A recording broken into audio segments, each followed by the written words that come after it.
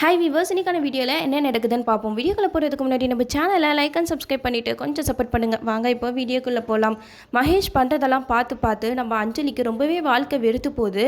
மகேஷ் அஞ்சலி கிட்ட pet name வைக்க சொல்லி கேட்குறாங்க. அதுக்கு அஞ்சலி சொல்கிறாங்க, இல்லைங்க என்னாலலாம் பெட் நேம் வைக்க முடியாது அப்படின்னு சொல்ல, உடனே மகேஷ் சொல்கிறாங்க, ஓ ஃப்ரெண்ட்ஸுங்களுக்குலாம் நீ பெட் நேம் வைப்ப, எனக்கு மட்டும் நீ வைக்க மாட்டேன் அப்படின்னு சொல்லிட்டு அவருக்கு அவரே ஒரு பெட் நேம் வச்சு கூப்பிட சொல்கிறாரு. கோரங்குன்ற ஒரு பெட் நேமை வச்சு அஞ்சலியை கூப்பிட சொல்கிறாங்க. அஞ்சலியும் கோரங்கு அப்படின்னு சொல்லிட்டு கூப்பிட்றாங்க. உடனே மகேஷ் வந்து செம்மையாக கோவப்படுறாங்க. என்ன எனக்கு மட்டும் குரங்கா? உன் ஃப்ரெண்ட்ஸுங்களுக்குலாம் நல்ல நிக் நேம்லாம் வைக்கிற, எனக்கு மட்டும் எதுக்கு குரங்கு?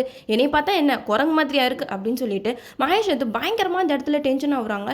அதை பார்த்ததுமே அஞ்சலிக்கு என்ன பண்ணுறதுமே தெரியல, பயந்து நடுங்குறாங்க. நீங்கள் தானங்க குரங்குன்னு கூப்பிட சொன்னீங்க, அதனால தான் நான் கூப்பிட்டேன் அப்படின்னு சொல்ல, அதுக்கு மகேஷ் சொல்கிறாங்க, அப்போ நான் கூப்பிட சொன்னால் என்னை நீ குரங்குன்னு கூப்பிட்டுருவியா அப்படின்னு சொல்லிட்டு மகேஷ் வந்து பைத்தியக்காரத்தனமாக அந்த இடத்துல பேசிக்கிட்டு இருக்காங்க.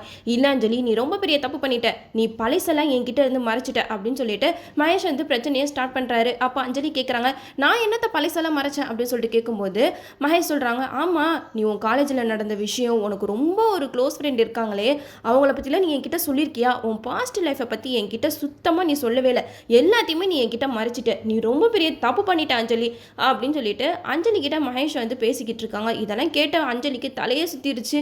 அப்போ இவ்வளோ நாள் என் மேலே இந்த ஒரு வெறுப்போடு தான் நீங்கள் பழகிருக்கீங்களா அப்படின்னு சொல்லிட்டு அஞ்சலி கேட்க, அதுக்கு மகேஷ் சொல்கிறாங்க, இல்லை எனக்கே இப்போ தான் உன்னை பற்றி நிறைய விஷயம் தெரிய வருது அப்படின்னு சொல்லிட்டு லூஸ் மாதிரி மகேஷ் வந்து அஞ்சலி கிட்ட சொல்லிக்கிட்டு இருக்காங்க. அதுக்கு அஞ்சலி சொல்கிறாங்க, சரி நடந்ததுக்குலாம் நான் சாரி கேட்டுக்கிறேன் அப்படின்னு சொல்லிட்டு அஞ்சலி வந்து மகேஷை சமாதானப்படுத்துகிற மாதிரி பேசுகிறாங்க.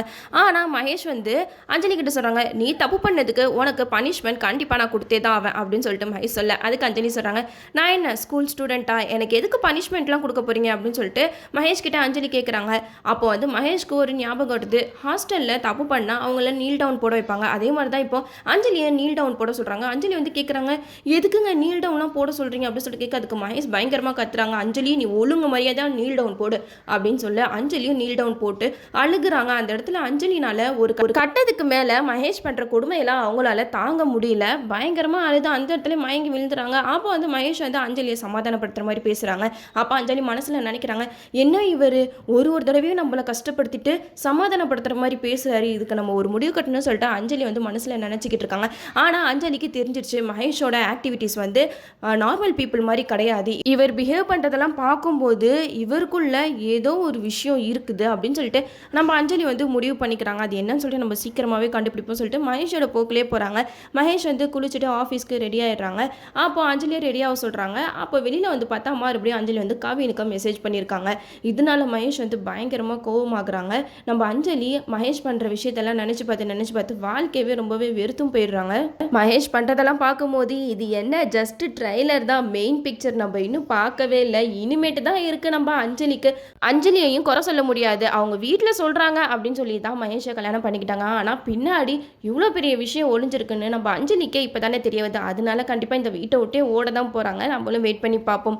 ஓகே வீவர்ஸ், இந்த வீடியோ உங்களுக்கு பிடிச்சிருந்தா லைக் பண்ணுங்கள், மறக்காமல் நம்ம சேனலை சப்ஸ்கிரைப் பண்ணிடுங்க.